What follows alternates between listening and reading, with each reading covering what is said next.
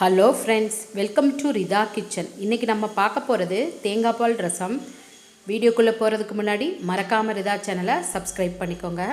வாங்க தேங்காய் பால் ரசம் எப்படி செய்கிறதுன்னு பார்க்கலாம். அதுக்கு தேவையான பொருட்கள் நான் புளி ஒரு எலுமிச்சம்பழம் சைஸ் எடுத்திருக்கேன். அரை மூடி தேங்காய் எடுத்து நம்ம ஃபஸ்ட்டு திக்கான தேங்காய் பால் எடுத்து தனியாக வச்சுக்கணும். ரெண்டாவது தண்ணி ஊற்றி தேங்காய் பால் எடுத்து அதை புளியை நம்ம கரைச்சிக்கணும். புளியை நல்லா கரைச்சிட்டு நம்ம பழுத்த தக்காளி 2 எடுத்து நம்ம கையிலே நல்லா கரைச்சிக்கிறணும். நல்லா கரைச்சிட்டு நம்ம இதை வடிகட்டிக்கலாம். வடிகட்டினா தான் ரசத்தில் கொஞ்சம் திப்பி திப்பி இல்லாமல் நல்லாயிருக்கும். இப்போ நம்ம இந்த மாதிரி நம்ம வடிகட்டிக்கலாம். நல்லா அதை பிசைஞ்சு விட்டுக்கலாம். பிசைஞ்சு விட்டுட்டு வடிகட்டிக்கலாம்.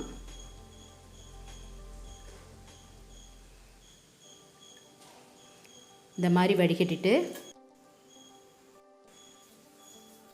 ரசத்துக்கு தேவையான அளவு தண்ணி சேர்த்துக்கலாம்.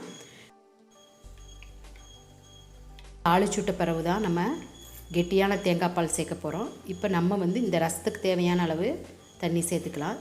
தண்ணியும் உப்பு சேர்த்துட்டு நல்லா மிக்ஸ் பண்ணி வச்சுக்கலாம். இப்போ தண்ணி உப்பு சேர்த்தாச்சு.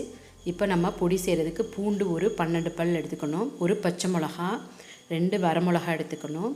ஒரு கொத்து கருவேப்பிலை, 1 டீஸ்பூன் மிளகு, 1 டீஸ்பூன் ஜீரகம், பெருங்காயத்தூள் ஒரு 1/4 டீஸ்பூன். இப்போ இதெல்லாம் நம்ம பொடி பண்ண போகிறோம். தண்ணி சேர்க்காமல் பொடி பண்ணிக்கணும். இப்போ அடுப்பில் நான் மண்சட்டியில் தான் தேங்காய் பால் ரசம் வைக்க போகிறேன். அடுப்பில் சட்டி வச்சு நல்லா காஞ்சோன்னே 1 டீஸ்பூன் நம்ம தேங்காய் எண்ணெய் ஊற்றிக்கிட்டு தேங்காய் ஊற்றி கடுகு ஒரு 1/4 டீஸ்பூன் சேர்த்துக்கணும். வெந்தயம் சும்மா ஒரு 1/4 டீஸ்பூன் கம்மியாக சேர்த்துக்கணும். இப்போ இந்த மாதிரி குருமிளகு ஜீரகமெல்லாம் பொடி செஞ்சு பச்சை மிளகா, வரமிளகா, கருவேப்பிலை, பூண்டு இந்த மாதிரி நசுக்கணும். சின்ன வெங்காயம் இந்த மாதிரி பொடி பொடியாக நறுக்கிக்கணும். கடுகு நல்லா பொரிஞ்சோடனே நம்ம கருவேப்பிலை சேர்த்து நல்லா கருவேப்பிலை பொரியிறது வரை நல்லா வணக்கிக்கணும். அதுக்கப்புறம் நம்ம பொடியெல்லாம் ஒன்று ஒன்றா சேர்த்துக்கலாம்.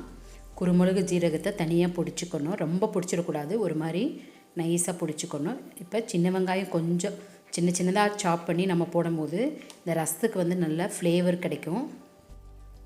சின்ன வெங்காயம் நல்லா பொரிஞ்சோன்னே நம்ம மறுபடி பொடி சேர்த்துக்கலாம்.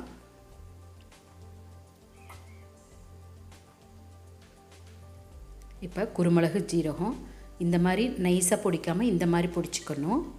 அப்புறம் பூண்டு நைஸாக சாப் பண்ணக்கூடாது. இந்த மாதிரி பூண்டு 1-2 இருக்கிற மாதிரி நம்ம சாப் பண்ணிக்கணும். பச்சை மிளகா, கருவேப்பிலை, வரமிளகா எல்லாத்தையும் நம்ம 1-2 தட்டி இதில் போட்டு நம்ம எண்ணெயிலே அதை வணக்கணும். எண்ணெயில் வணக்கும் போது தான் ரசத்துக்கு நல்ல ஃப்ளேவர் கொடுக்கும். நம்ம இதெல்லாம் அம்மியில் வச்சு நுணுக்கணும்னா நல்ல டேஸ்ட்டாக இருக்கும். நல்ல ஃப்ளேவரும் சூப்பராக வரும். நான் எல்லாமே அம்மியில் தான் வச்சு நுணுக்கணும். இது நல்லா ஃப்ரை ஆன பிறகு நம்ம பெருங்காயத்தூள் சேர்த்துக்கலாம். பெருங்காயத்தூள் சேர்த்து சும்மா ஒரு 30 செகண்ட்ஸ் வச்சுட்டு நம்ம புளி கூட்டி வச்சுருக்கதை அதில் சேர்த்துக்கலாம். சேர்த்த உடனே நம்ம ஃபஸ்ட்டு தேங்காய் பாலை நம்ம சேர்க்க போகிறோம். அப்போ தான் தேங்காய் பால் பிரித்து போகாது. நம்ம கடைசியில் சேர்த்தோம்னா தேங்காய் பால் ஒரு மாதிரி பிரித்து போயிடும்.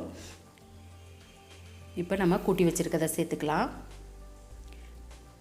சேர்த்துட்டு நம்ம ஃபஸ்ட்டு தேங்காய் பாலையும் இதில் சேர்த்துக்கலாம். சேர்த்துட்டு நல்லா ஒரு மிக்ஸ் பண்ணிவிட்டு கொத்தமல்லி தழை கொஞ்சோண்டு சாப் பண்ணி போட்டுட்டு நம்ம மூடி வச்சு நுர வர்றது வரை தான் நம்ம ரசம் கொதிக்கணும்.